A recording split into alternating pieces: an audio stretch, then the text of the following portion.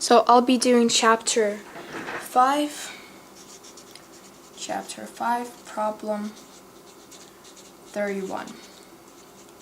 For A, we have to find the constant for the force of drag, which will be CV squared.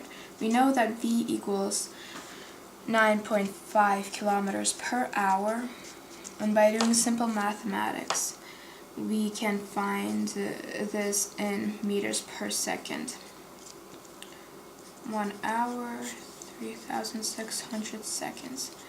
And that will give us roughly 2.6 meters per second. Now we have to draw our diagram. This will be the incline. This is 7 degrees. This is the bicyclist, and the velocity is this way. So we know that there's a force normal perpendicular to the incline, and then the gravitational force. And actually the gravitational force will divide into the y component and the x. But really we only need this x component. So FGX will equal mg. And this angle over here is 7 degrees just because this is a right triangle, like this one. So mg sine 7 degrees. And then we'll have a force drag pointing away from the velocity, force drag. So now we can write our summation statements, f of x, which will equal, if this direction will be our positive, then it will equal fg of x minus fd, and it will equal m times a, and since a is 0, it will equal 0. So now we are looking at this and this. So we know that, so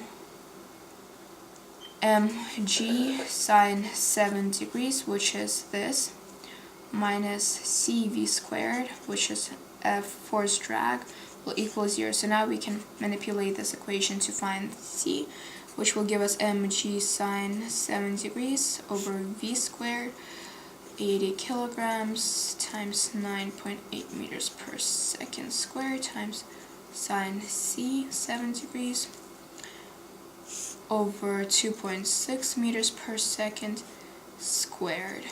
And then we'll get 14.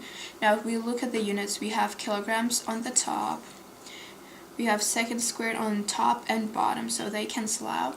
And now we have meters here, but meters squared here, so it will be over meters. So C equals 14 kilograms over meters. Now for the second part, we know that force drag will be C V squared, which C is 14 kilograms over meters, but now we have to find V, and V is 25 kilometers per hour. And if we do the same thing we did over here, we'll see that this equals 6.9 meters per second. So times 6.9 meters per second squared. And this will give us about 667 newtons. So now we have to draw another force diagram. This time there will be another force here. So this is 7 degrees. The bicyclist is going down like before. The force normal is the same. The gravitational force is the same also. So the x component of fg of x is the same over here. But force drag is much bigger because force drag increases as velocity increases. So this arrow will be much bigger, force drag. So we'll need another force over here, force A, I'll say for applied, to compensate for this increase in force D. So now if we write our summation statement, it will be F in the x direction will equal Fgx plus Fa minus Fd. And of course that will equal m times a, and again acceleration is 0, so this will be 0. So now we can